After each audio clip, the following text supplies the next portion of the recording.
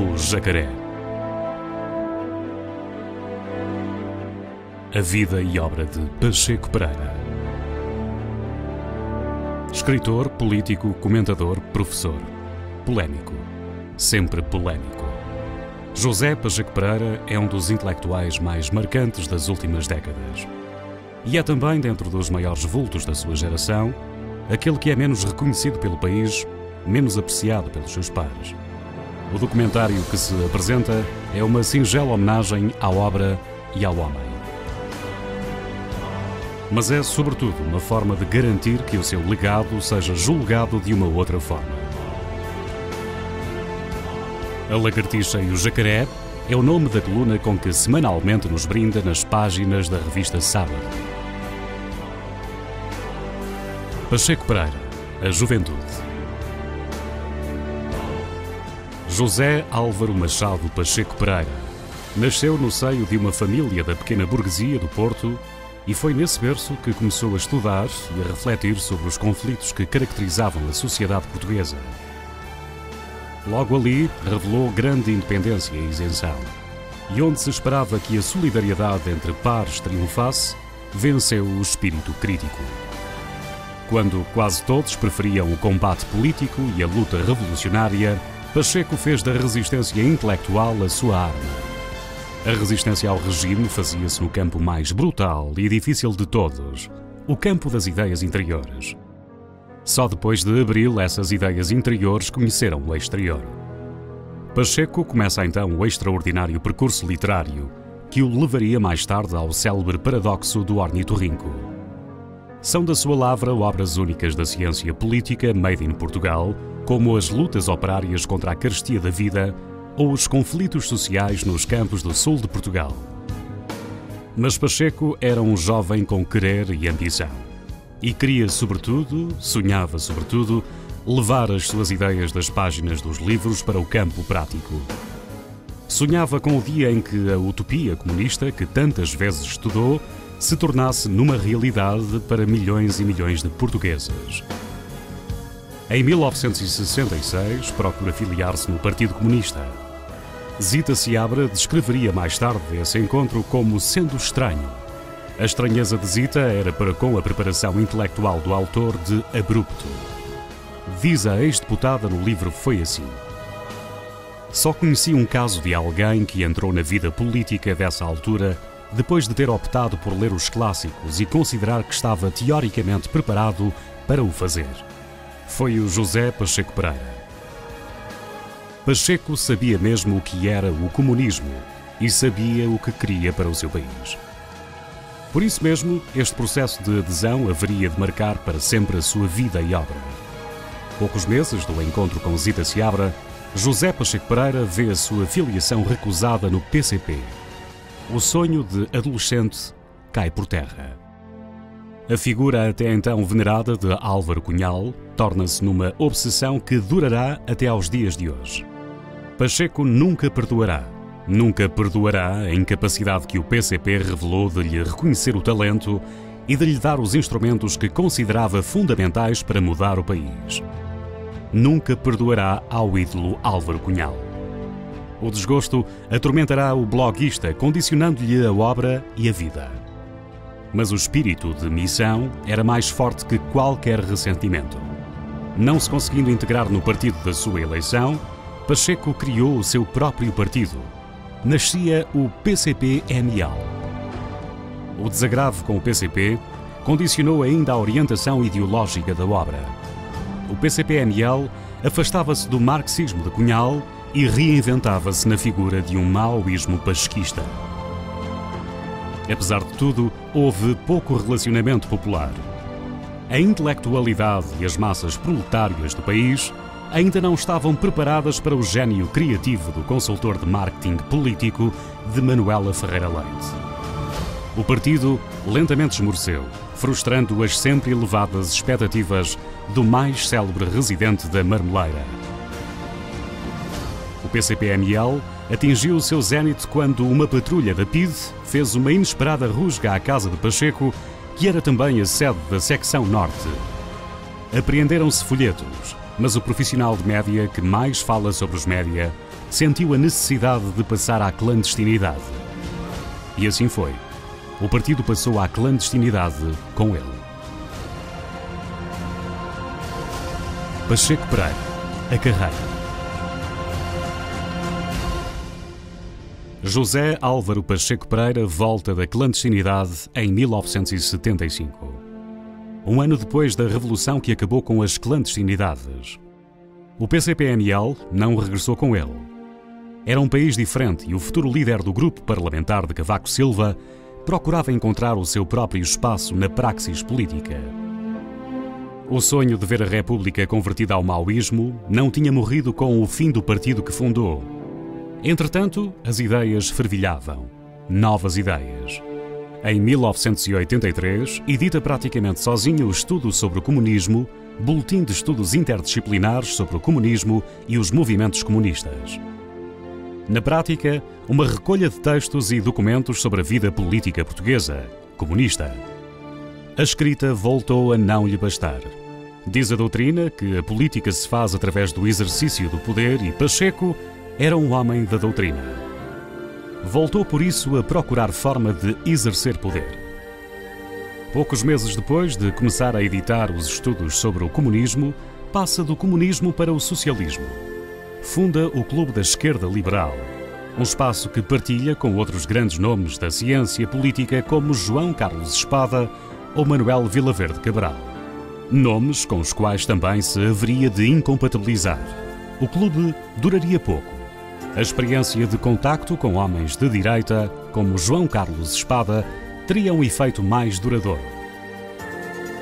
Do PCP-ML para o Clube da Esquerda Liberal. Do Clube da Esquerda Liberal para a candidatura de Mário Soares à presidência da República. Pacheco estava a um passo, pequeno passo, do exercício do poder.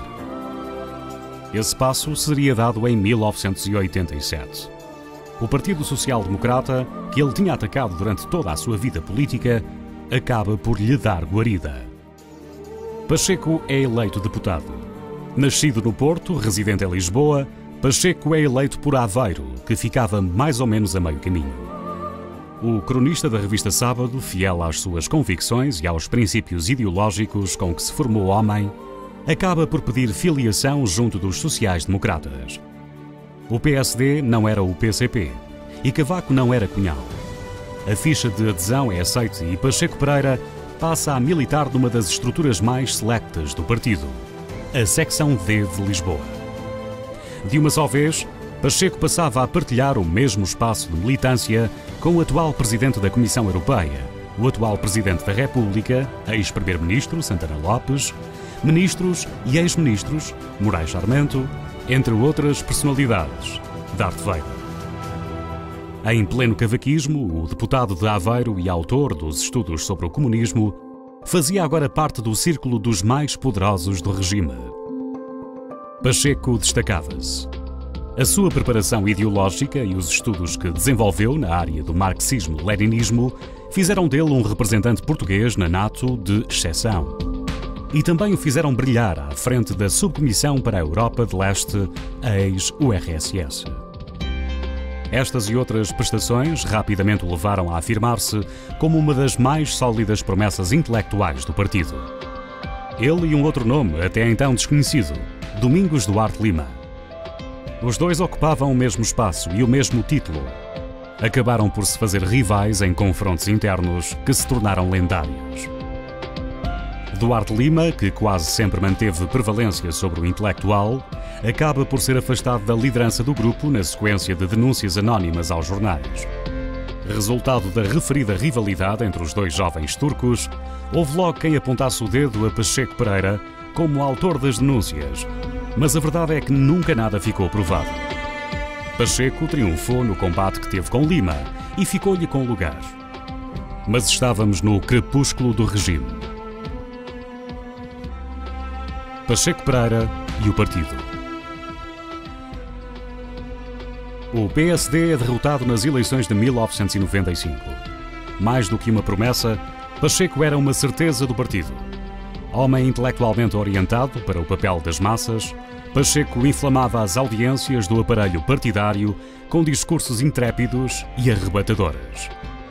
Pacheco, o orador, chegava diretamente às bases e à estrutura que Cavaco e Nogueira tinham deixado órfã. Era preciso não deixar que o aparelho esmorecesse. Era preciso fortalecer o aparelho, exercitá-lo, tirar-lhe os anos de gorduras que o poder lhe tinha trazido e prepará-lo para um novo assalto.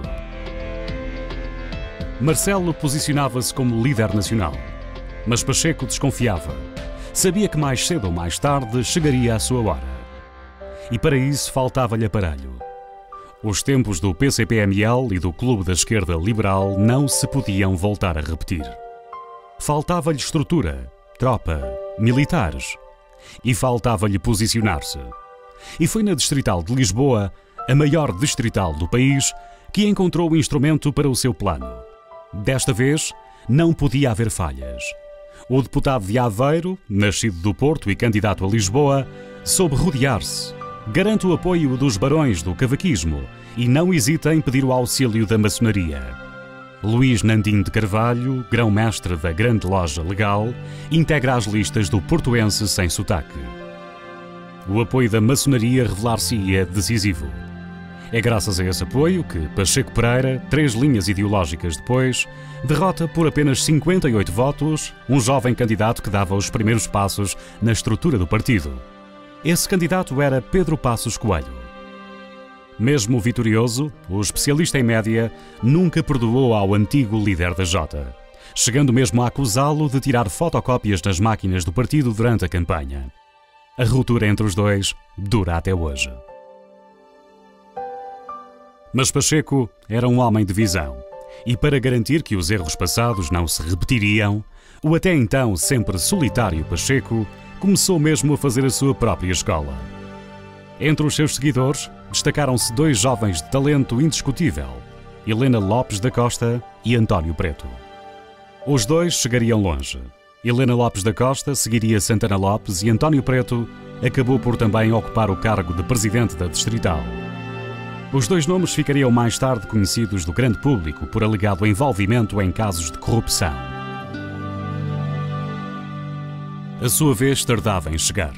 É o seu companheiro de secção, Durão Barroso, que acaba por suceder a Marcelo Rebelo de Sousa.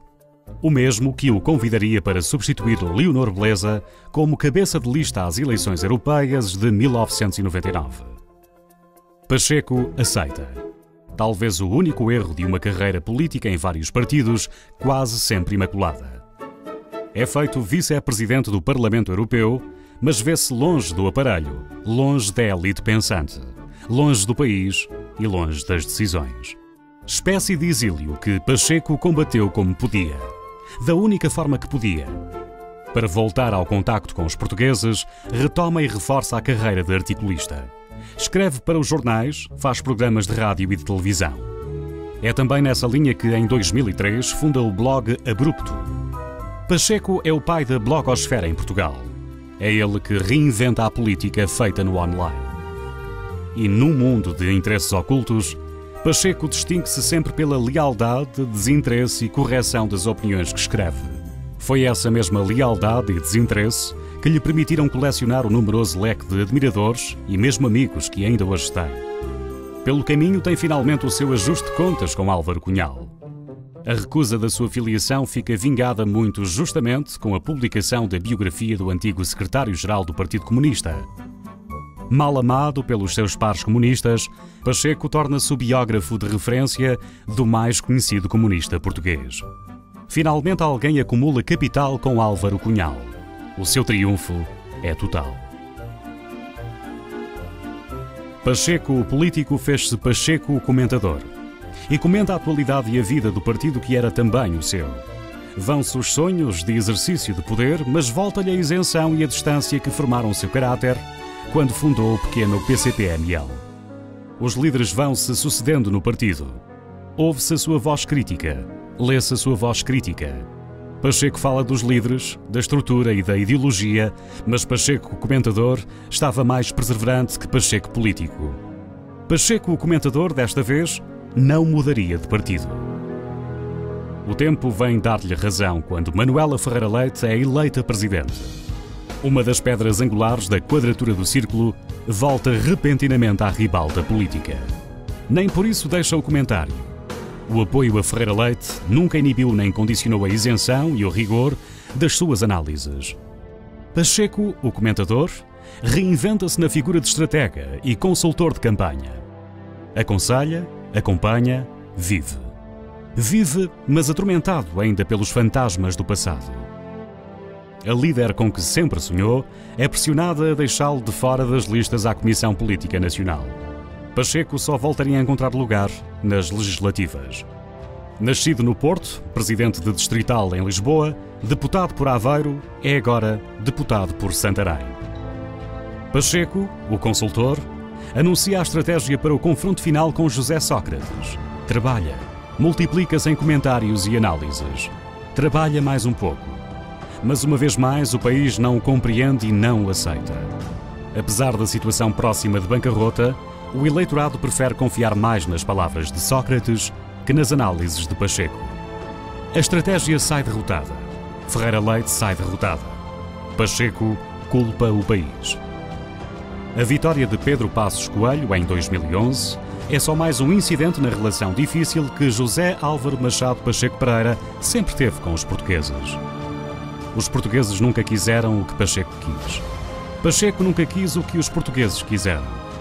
E talvez por isso seja uma das personalidades da sua geração com o trabalho menos reconhecido, menos apreciado. Pacheco nunca teve medo de ficar só. Não foi Pacheco que mudou de partidos, foram os seus partidos que mudaram. Não foi Pacheco que mudou de amigos, foram os seus amigos que mudaram. Não foi Pacheco que mudou de ideias, foram as suas ideias que mudaram. 2 programas de televisão, 2 páginas de revista por semana, Pacheco será sempre lembrado como um dos nossos maiores talentos e um dos menos apreciados. O 31 da Armada tentou, até ao fecho desta biografia, entrevistar um amigo de Pacheco Pereira, mas tal não se revelou possível.